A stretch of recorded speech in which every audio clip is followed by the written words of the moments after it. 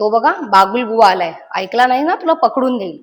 थांब, तिकडे जाऊ नकोस, नाहीतर पोलीस येतील आणि तुला पकडतील. त्या अंधारात तिथे ना राक्षस आहे, तिथे गेलास ना तर तो तुला पकडून देईल. अशी भीती तुम्ही सतत तुमच्या मुलांना घालताय का? मग हा व्हिडिओ खास तुमच्यासाठी आहे. कारण अशी भीती घालणं मुलांच्या मनावरती किती परिणाम करते, चला जाणून घेऊया. आता होतं काय, मुलं जेव्हा पालकांचं ऐकत नाही तेव्हा त्यांना काहीतरी आभासी तयार करायला लागतं. उगाचच अंधाराची भीती, राक्षसाची भीती, पोलिसांची भीती अशी निर्माण केली तर मुलं ऐकतील असं त्यांना वाटतं. पण असं मुळात होत नाही. त्यामुळे होतं असं की मुलांचा आत्मविश्वास कमी होऊ लागतो आणि मुलं क्षुल्लक क्षुल्लक कारणावरती सुद्धा चिडचिड करू लागतात किंवा त्यांना कुठेतरी जाण्याची भीती वाटू लागते. नव्या गोष्टी करायला ते कचरतात. अशा गोष्टींचा मुलांच्या मानसिक आणि भावनिक विकासावरती परिणाम होऊ शकतो.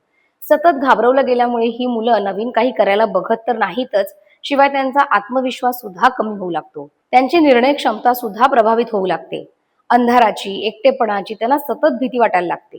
काल्पनिक गोष्टींनी घाबरल्यामुळे मुलांना अंधार, एकटं राहणं, नवीन ठिकाणी जाणं याची अनावश्यक भीती वाटू लागते. भीतीदायक गोष्टी ऐकल्यानंतर काही मुलांना उगाचच वाईट स्वप्न पडणं, रात्री दचकून उठणं किंवा एकटं झोपण्यास नकार देणं अशा देखील समस्या उद्भवू शकतात. आणि मुलांना जर घाबरवलं गेलं तर त्यांच्या मनात असुरक्षिततेची भावना निर्माण होते. ही मुलं खरं तर स्पष्टपणे बोलायला सुद्धा घाबरू लागतात. मुलांना सतत धाक दाखवला तर ते त्यांच्या भावना, प्रश्न किंवा चुका सांगण्यास घाबरू शकतात. कधी कधी तर अशी मुलं आक्रमक सुद्धा होतात. पालक किंवा मोठी माणसं भीतीचा वापर करून मुलांना नियंत्रित करत असतील तर मुलांचा त्यांच्यावरील विश्वास कमी होऊ शकतो. आता राहिला प्रश्न मुलांना शिस्त लावण्याचा. तर एखादी गोष्ट ते चुकीचे करत असतील तर शांतपणे कारण समजून सांगा. चांगल्या वर्तनाचं कौतुक करा. नियम स्पष्ट आणि सातत्यपूर्ण ठेवा.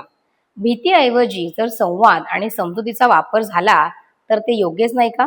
आणि तुम्हाला असं वाटतच असेल की मुलं तुमचं ऐकत नाहीत, अशा वेळी त्यांना नियंत्रित कसं करायचं, तर त्यांना तुम्ही समजावून सांगणं हा पर्याय तर आहेच.